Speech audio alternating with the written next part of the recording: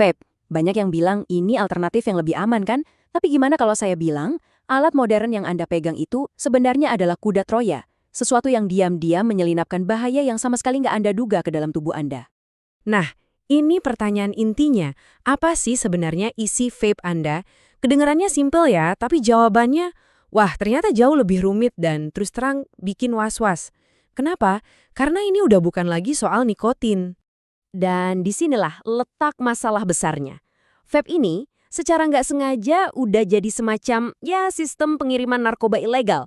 Alat yang tadinya punya satu fungsi, sekarang dibajak buat sesuatu yang jauh lebih bahaya. Dan yang paling parah, penggunanya seringkali nggak sadar sama sekali. Oke, kita masuk ke bagian pertama. Dan perlu banget dicatat ya, ini bukan cuma kasus-kasus terpencil. Ini udah jadi tren global yang sangat mengkhawatirkan. Para ahli di seluruh dunia ngelihat pola yang sama. Vape sekarang jadi semacam kendaraan favorit buat menyelundupkan berbagai zat terlarang. Coba deh, lihat tabel ini. Ini yang bikin ngeri.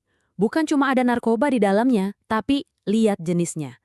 Gila, spektrumnya luas banget. Dari kanabinoid sampai stimulan kayak sabu dan ekstasi.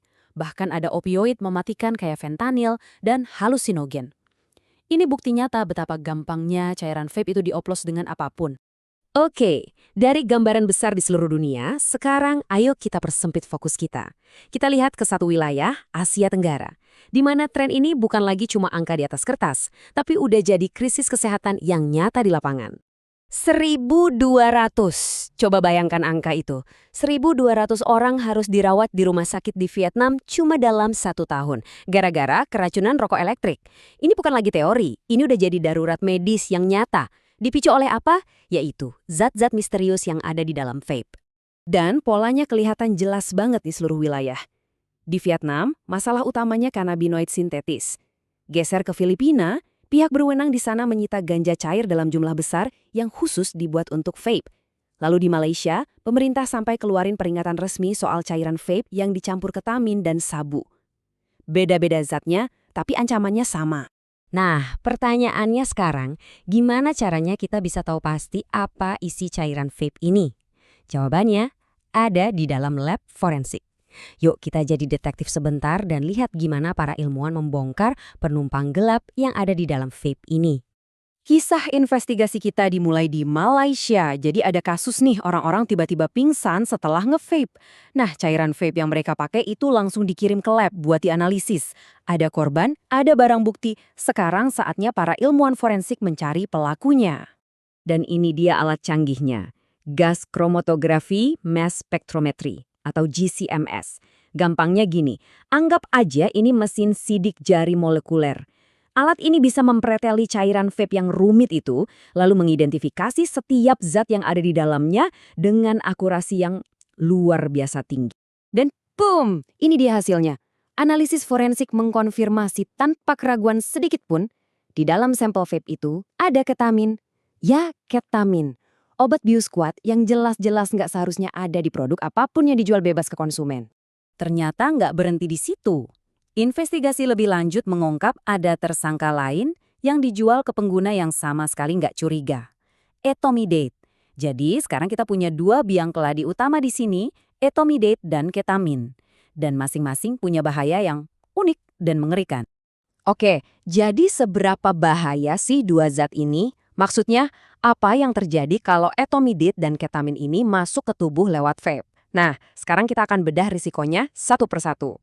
Lihat perbandingan ini. Keduanya sama-sama bahaya, tapi cara menyerang tubuhnya beda banget. Kalau etomidate, bahaya utamanya itu langsung ke sistem hormon kita. Dia bisa mematikan produksi kortisol. Ini serangan dari dalam. Kalau ketamin, bahayanya lebih ke kerusakan fisik jangka panjang yang luar biasa menyakitkan, terutama di kandung kemih. Beda, tapi sama-sama mengerikan. Nah, kutipan ilmiah ini menjelaskan inti masalah dari etomidate.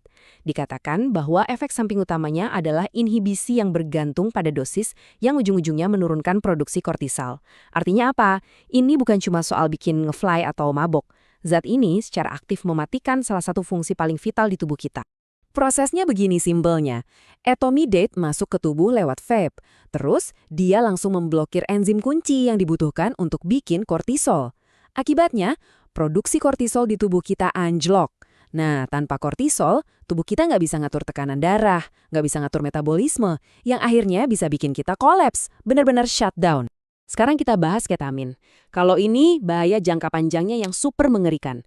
Penggunaan terus-menerus bisa menyebabkan kondisi yang namanya ketamine-induced cystitis. Coba bayangkan, dinding kandung kemih Anda itu kayak terkikis, luka, sampai jadi borok. Rasa sakitnya luar biasa dan kerusakannya bisa permanen. Ini dampak langsung dari penyalahgunaan ketamin. Setelah melihat semua kengerian tadi, pertanyaan besarnya kan, kok bisa sih barang-barang kayak gini beredar? Jawabannya ada di gambaran yang lebih besar. Ini semua soal regulasi. Atau lebih tepatnya, kurangnya regulasi. Yah, ini dia inti masalahnya. Karena kurangnya regulasi, pasar vape ini jadi kayak Wild West. Siapapun bisa bikin, siapapun bisa jual. Produsen ilegal bisa bebas mencampur apa saja ke dalam cairan vape mereka. Nggak ada pengawasan, nggak ada kontrol kualitas, dan yang paling parah, mereka sama sekali nggak peduli sama keselamatan konsumen. Jadi, apa yang perlu kita ingat dari semua ini? Pertama, vape itu terbukti bisa jadi alat pengantar narkoba ilegal yang nggak kita ketahui. Kedua, penggunanya seringkali benar-benar nggak tahu apa yang mereka isap. Ketiga, zat seperti etomidate dan ketamin punya risiko kesehatan yang sangat parah. Dan terakhir, semua cairan vape ilegal ini jelas-jelas nggak melewati kontrol keamanan apapun.